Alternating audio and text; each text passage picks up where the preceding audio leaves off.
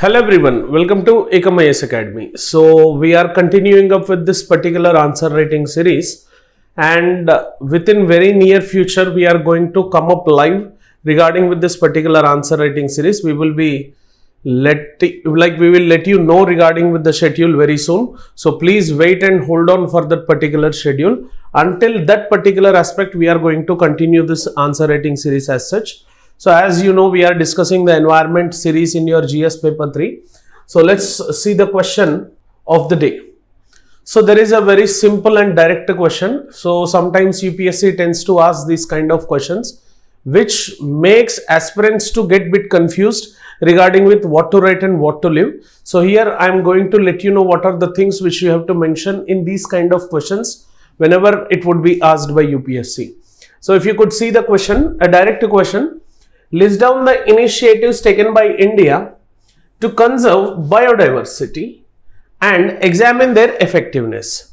So what are the initiatives, what are the schemes, what are the programs, what are the policies which generally Indian government or Ministry of Environment, Forestry and Climate Change has took so to conserve this biodiversity, and how much effectiveness this particular initiatives are. That is what we are going to examine in this particular question. If you could say, as everyone know, we are going to follow the very old traditional pattern. So within the introduction of this answer, you are going to define what is biodiversity. Define biodiversity, or else write about significance of biodiversity. Biodiversity or significance of biodiversity.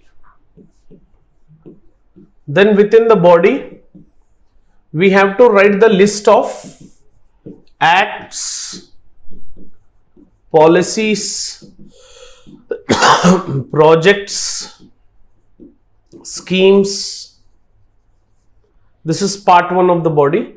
And second, we have to examine like how effectiveness this was. Like for example, say Wildlife Protection Act 1972 is one of the revolutionary schemes which has made the wildlife to be protected at very vast rate. So such kind of schemes which have the greatest impact, we have to examine them in such kind of regard. In the conclusion, we have to suggest way forward and more measures which have to be implemented.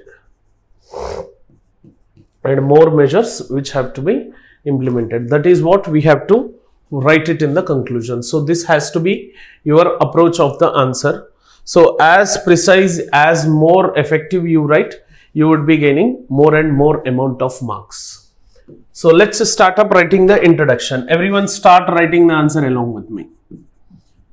Make sure that you write answer along with me, so that wherever you find mistakes, you can correct it on the spot itself.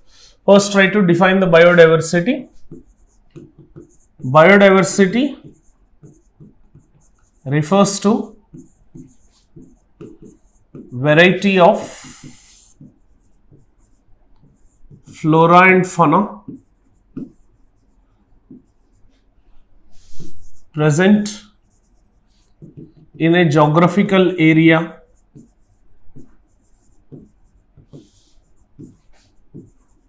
exhibiting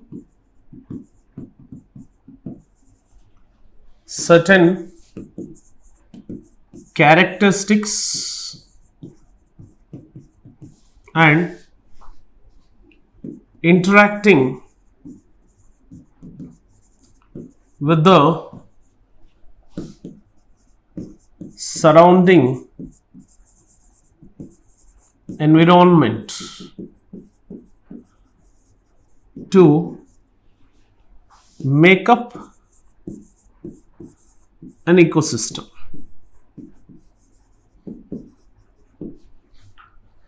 So biodiversity refers to the variety of flora and fauna. Flora refers to the vegetation which we have in that region, and fauna refers to the wildlife which is present in that region, along with in a particular geographical area, exhibiting certain characteristics of that particular flora and fauna, and on the basis of those particular characteristics interacting with the surrounding physical environment which is there to make up an ecosystem or to develop an ecosystem.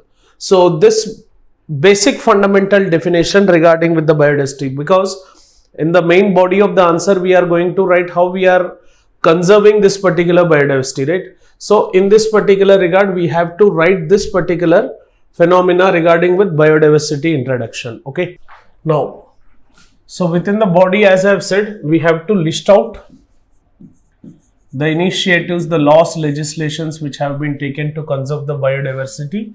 In that, the most important one refers to Wildlife Protection Act 1972. You have to mention regarding with it. So through this particular Wildlife Protection Act, certain areas are declared as protected areas, where in that protected areas the flora, the fauna and the entire ecosystem has been protected. So there has been certain schedules which has been mentioned in this Wildlife Protection Act, Schedule 1, Schedule 2, Schedule 3, Schedule 4, through which different species are protected, and we have Schedule 5 called as vermin species which can be hunted without any restriction. Schedule 6 was not initially introduced, but later on within the amendment Schedule 6 was introduced in it. So it is one of the revolutionary scheme which came in India's legislation for the conservation of the biodiversity. So you have to remember this particular aspect as such. Next one, Wetlands Conservation and Management Rules 2010 to protect and conserve wetlands and their biodiversity. So this is also one of the scheme which has been introduced in India, and there is a direct scheme which has been introduced, that is Biodiversity Act 2002,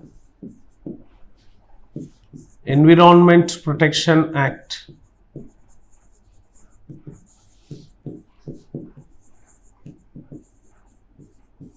1986, one of the most important acts which was introduced. And this particular legislation which is there, it is considered as umbrella legislation for the already pre-existing schemes. Earlier we had Water Pollution Prevention Control Act,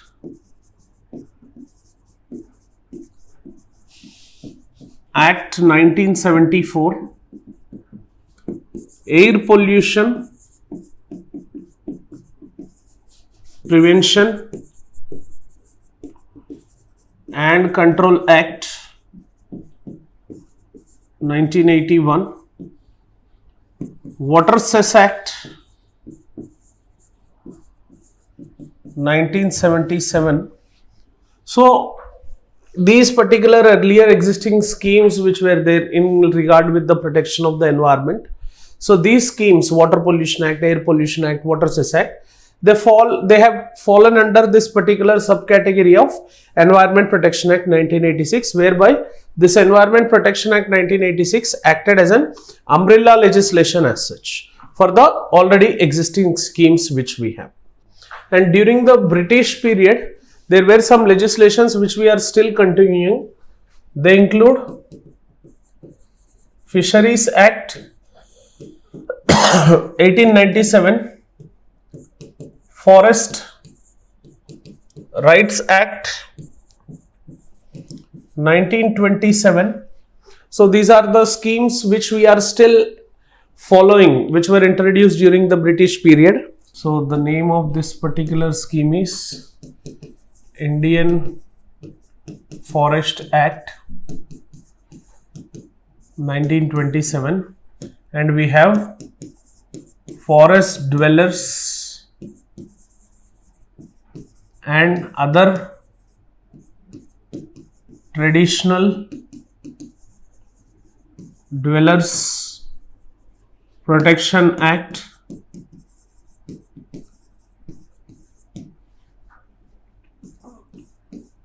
it was in 2006 as such. So these schemes regarding either directly or indirectly they are protecting this particular biodiversity which is present. Along with the biodiversity, people who are in and around that particular region, they shall be made to do the economic activities only upon certain regulations as such.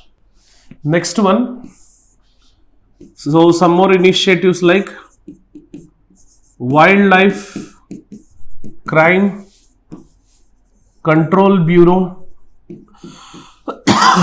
has established. So this is one significant event. So to control the trafficking which is going to happen in this particular wildlife, for this particular Wildlife Crime Control Bureau has been established. Next,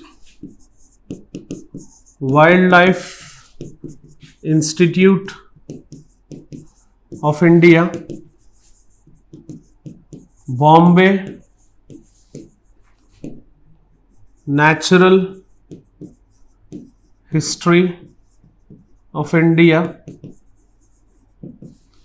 So these are continuing the research work in regard of the wildlife which is present in India. Then efficiently we have declared Project Tiger, Project Elephant, clear in protection of these particular specific species, and as such we have totally 55 tiger reserves in India. So we have declared total number of 55 tiger reserves, and to conserve this particular biodiversity, 18 biosphere reserves, clear, 100 and somewhere near closer to 106 national parks, some 558 wildlife sanctuaries have been declared to conserve and protect this biodiversity and the ecosystem which is present in and around that region. And also until now 80 Ramsar sites have been declared. So India is part of Ramsar Convention. You can write this point also. India being convention to certain international conventions like UNFCCC, India contributing to the international NGO called as IUCN, India being part of the COP meetings of UNFCCC, and India being part of different protocols which are present across the world, and India being also the part of Ramsar Convention. Under that convention, the wetlands protection would be there. So in such regard, we have 80 Ramsar sites declared until now. Recently 5 have been added, the list was 75. So recently 5 sites were added to it. So all these particular aspects which are there, they become the part of the initiatives which the government of India along with Ministry of Environment, Forestry and Climate Change have been implementing to protect the wildlife and in and around surrounding ecosystems. Coming to the conclusion. So within the part of conclusion, we have to write about way forward. Within the way forward methodologies, what you are going to write? Scientific and logical way of protecting wildlife has to be increased.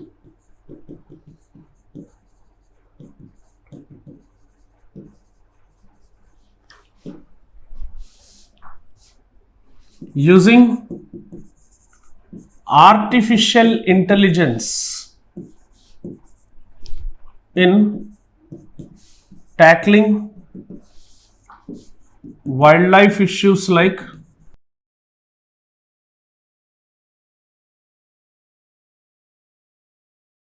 trafficking,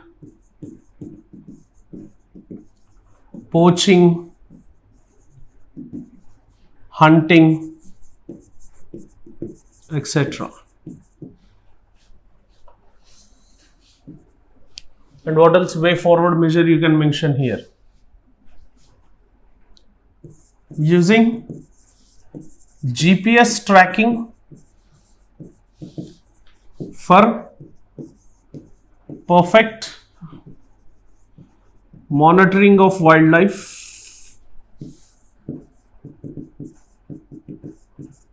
and declaring correct borders of human and forest zones. So still effective methodologies have to come into picture. Make sure that you mention this artificial intelligence point in the way forward and try to underline this particular point and highlight it, so that when examiner sees, as because we are running in the era of artificial intelligence since the last 2 years, since November 2022 we are in this particular phase. So examiner might be impressed when you use this particular artificial intelligence, the contemporary tent, to tackle this particular problem of wildlife conservation in India.